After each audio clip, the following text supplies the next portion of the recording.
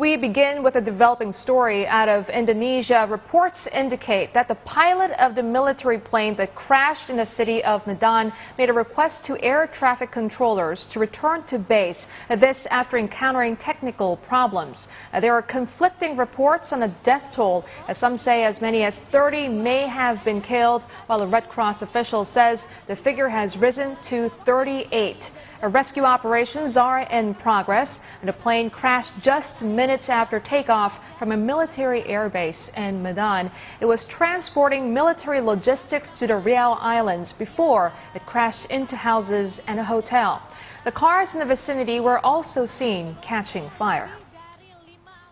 And for more, we are joined now by our senior Southeast Asia correspondent Sujati Siswo in Jakarta. Sujati, reports say that military plane asked to return to base. What more can you tell us?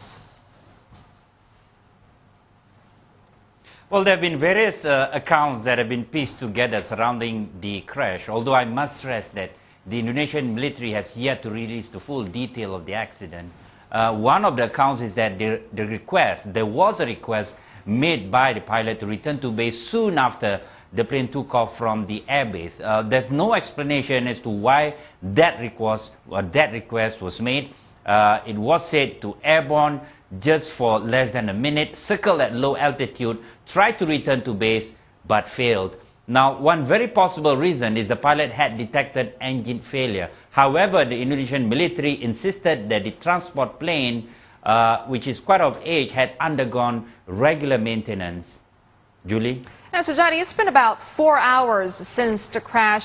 Tell us, how are rescue operations progressing so far? Well, it is in full swing at the moment, but so far at least we do know 30 bodies have been retrieved from the crash site and brought to Medan Hospital, and these include the military personnel on board the plane. Some residents actually lost as many as 5 family members in the accident, and they all gathered at the hospital to identify their loved ones. We are expecting the death toll to rise to as many as 50 as rescuers continue to search the wreckage. This, we believe, will take a couple more hours as some parts of the plane are still smoldering and they are fighting intense heat, dangerous even, as the plane we know is being fully loaded with fuel. We receive reports of survivors but have yet to verify if they are crew and passengers or civilians on the ground. Julie? All right, Sujati, thank you very much for that update. That was Channel News Asia Sujati Siswo reporting to us live from Jakarta.